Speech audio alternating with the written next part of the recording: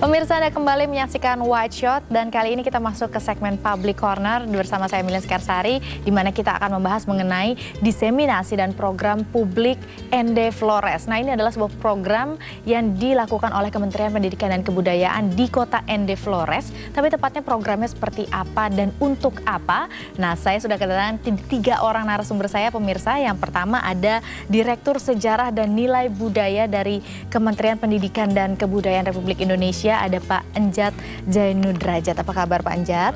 Senang sekali bisa bergabung di White Shot. Dan juga pemirsa, ada seorang budayawan, dan budayawan ini adalah kurator lukisan Bung Karno yang saat ini lukisannya sedang dipamerkan di kota Casablanca, yaitu Pak Taufik Rahzen. Apa kabar Pak Taufik? Baik, selamat sore. Selamat sore. Dan juga ada satu orang lagi yang mewakili Yayasan Ende Flores, yaitu Pak Tobias Djaji. Apa kabar Pak Tobias? Baik, Pak. Senang sekali bisa bergabung di White Shot. Dan sebelum kita mulai perbincangan ini, pemirsa, kita simak dulu tayangan berikut ini.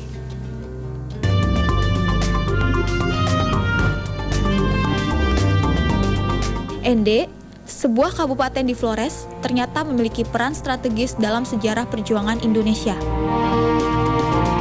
Di kabupaten inilah sang proklamator Soekarno pernah diasingkan pemerintah Belanda pada tahun 1934 sampai 1938 yang akhirnya melahirkan 5 butir mutiara sebagai dasar dalam mengatur sendi-sendi kehidupan bangsa Indonesia yang sekarang kita kenal sebagai Pancasila. Kementerian Pendidikan dan Kebudayaan menilai penting untuk menggali, mengidentifikasi, dan mendokumentasi nilai-nilai sejarah, kearifan lokal, serta budaya Ende Flores sebagai bagian dari nilai-nilai luhur Pancasila. Lantas, bagaimana implementasi diseminasi dan program publik dari Ende Flores? Dan mampukah program ini mengembalikan nilai-nilai 5 butir mutiara di dalam sendi-sendi masyarakat Ende Flores?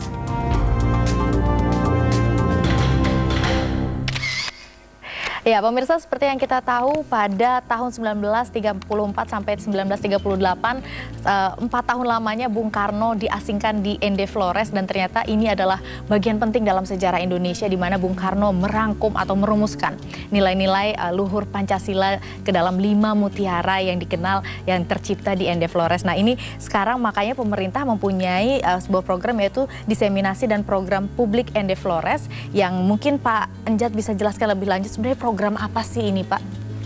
Jadi program ini sudah menjadi perhatian yang sangat luas dari masyarakat kita, baik dari ujung timur maupun ujung barat, agar peninggalan Pak Karno saat dibuang oleh dan Belanda, diasingkan di tahun 1934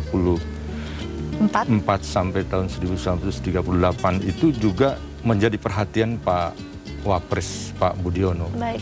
Tahun yang lalu, inisiasinya dari Pak Wapres ya? Ya, beliau datang ke sana, dan memang apa yang menjadi perhatian masyarakat luas ditangkap pula oleh perhatian Pak Budiono.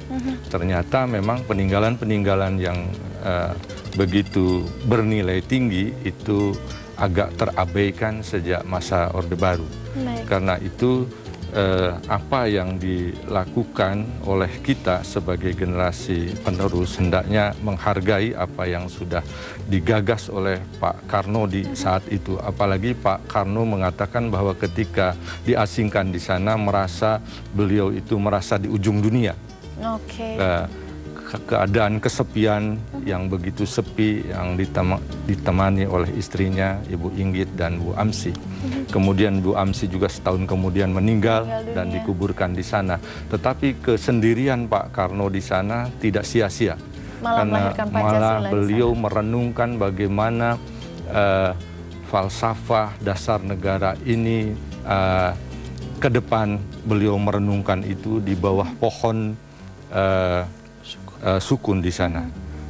Ini saya kira merupakan satu pembelajaran bagi kita semua, bagaimana mendirikan negara dan bangsa ini memang harus memiliki dasar dan falsafah yang kuat, dan maka itu dirasa dibuktikan. Perlu untuk dilakukan diseminasi dan Maka program publik ini ya. Diseminasi perlu dilakukan untuk dikenal bahwa perjuangan bangsa ini tidak begitu mudah, karena Pak Karno dibuang di beberapa tempat, dan salah satu tempatnya adalah ND ini.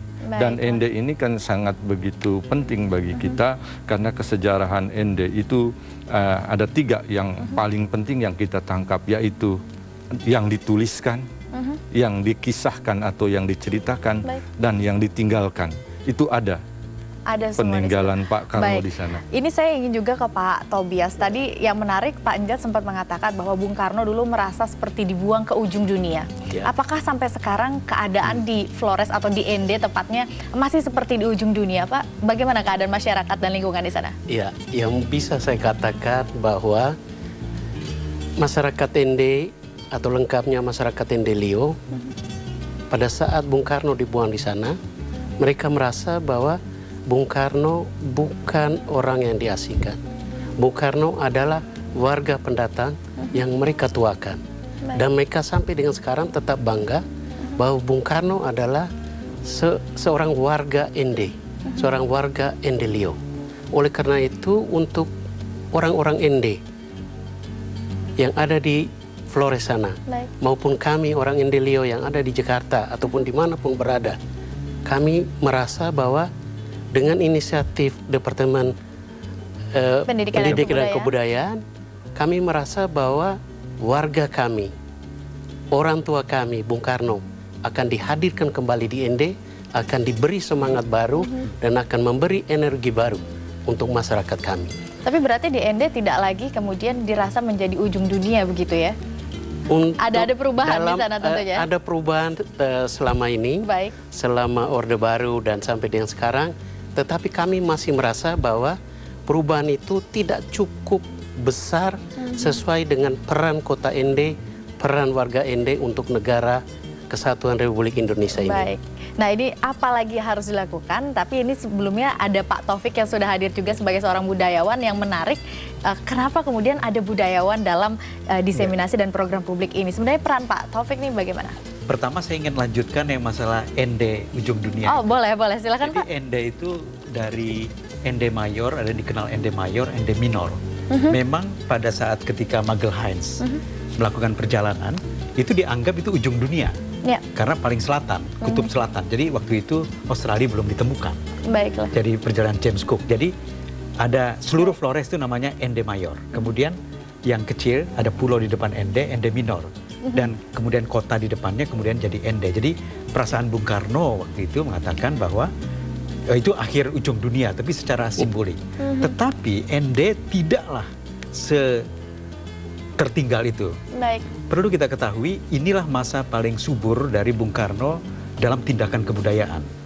Beliau mengarang dan membuat grup tonil. Ada 12 karya. Baik. Yang dipertunjukkan Saranudi Immaculata di sana.